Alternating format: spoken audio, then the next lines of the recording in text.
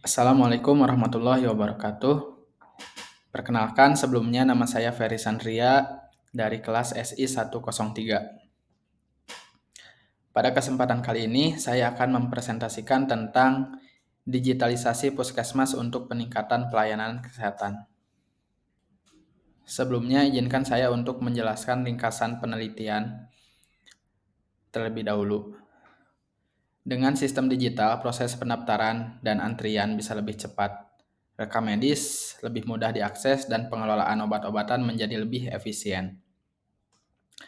Digitalisasi puskesmas tidak hanya meningkatkan kualitas pelayanan tetapi juga memberikan berbagai manfaat lain seperti penghematan biaya, kemudahan dalam operasional, dan akses pelatihan jarak jauh bagi tenaga kesehatan. Untuk latar belakangnya, puskesmas sebagai vaskes primer yang dekat dengan masyarakat masih memiliki banyak keterbatasan dalam sarana prasarana. Sebagai contoh, sistem pendaftaran dan sistem antrian yang menyebabkan pasien harus menunggu terlalu lama di ruang tunggu dengan jumlah kursi tunggu yang terbatas. Kemudian penggunaan rekam medis manual yang memerlukan banyak waktu untuk petugas kesehatan. Jadi jika masih menggunakan rekam medis manual, para petugas kesehatan itu harus selalu mencatat setiap pemeriksaan. Jadi banyak kertas yang akan digunakan juga. Kemudian terbatasnya ketersediaan obat serta alat kesehatan.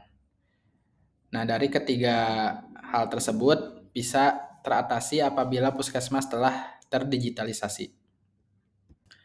Kemudian adanya permasalahan pada puskesmas tersebut dapat dilakukan langkah perbaikan dengan digitalisasi puskesmas dengan meningkatkan mutu supaya bisa meningkatkan mutu dan kualitas pelayanan puskesmas.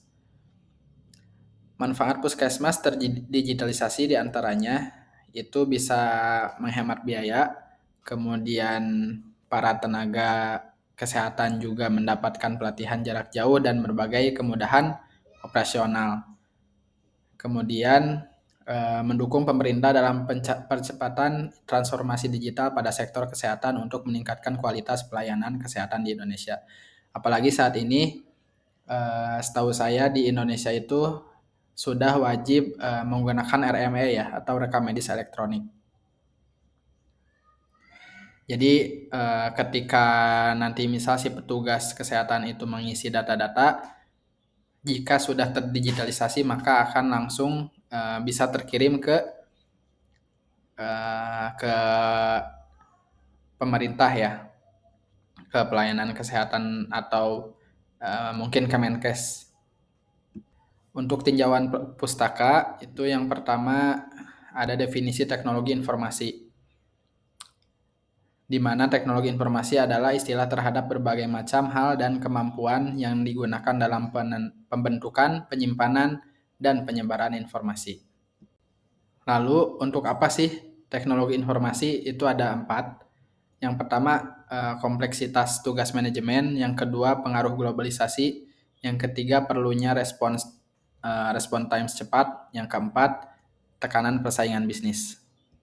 Kemudian pengertian sistem informasi merupakan sistem yang menggunakan teknologi komputer untuk mengumpulkan, memproses, menyimpan, menganalisis, dan menyebarkan informasi. Ada 3 poin penting. Yang pertama itu data. Data merupakan fakta mentah. Yang kedua ada informasi, yaitu data yang telah diorganisasikan sehingga memberi arti. Yang ketiga adalah pengetahuan, yang artinya informasi yang diproses sehingga memberikan pembelajaran atau pemahaman untuk dapat diaplikasikan. Sistem informasi berbasis komputer atau Computer Based Information System adalah sistem informasi yang menggunakan komputer dan teknologi komunikasi untuk melakukan tugas-tugas yang diinginkan. Kemudian apa sih keuntungan penggunaan sistem informasi?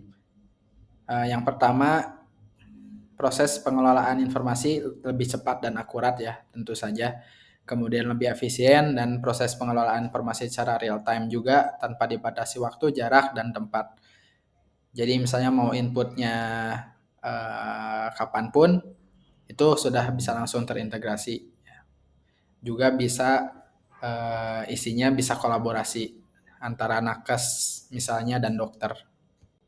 Untuk metode penelitian ini saya menggunakan metode kualitatif, di mana metode kualitatif adalah metode yang bersifat deskriptif dan cenderung menggunakan analisa. Landasan teori ini bermanfaat untuk memberikan gambaran umum tentang suatu pembahasan dalam penelitian. Ciri-ciri penelitian kualitatif antara lain sebagai berikut. Data yang dikumpulkan dalam kondisi asli atau alamiah. Data sebisa mungkin dikumpulkan secara deskriptif yang kemudian dituliskan dalam bentuk laporan. Peneliti kualitatif lebih mementingkan proses daripada hasil, lalu latar belakang tingkah laku atau perbuatan dicari maknanya. Yang terakhir mementingkan rincian kontekstual. Kemudian di sini saya lampirkan sebagai contoh flowchart untuk pelayanan di puskesmas, di mana akan ada 3 menu utama penting. Yang pertama itu adalah pendaftaran pasien, yang kedua adalah pemeriksaan dokter atau pemeriksaan medis, yang ketiga itu adalah rekam medis.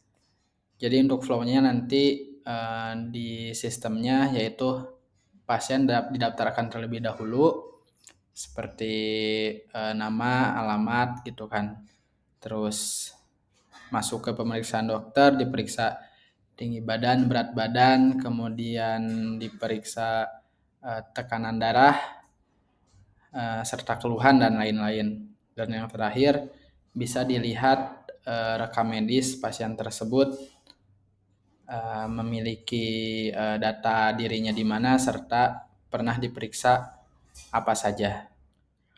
Lalu jadwal penelitian ini disusun sesuai dengan timeline kegiatan dalam masa UTS Senin 9 Desember sampai dengan Minggu 22 Desember 2024. Mungkin itu saja yang bisa saya sampaikan.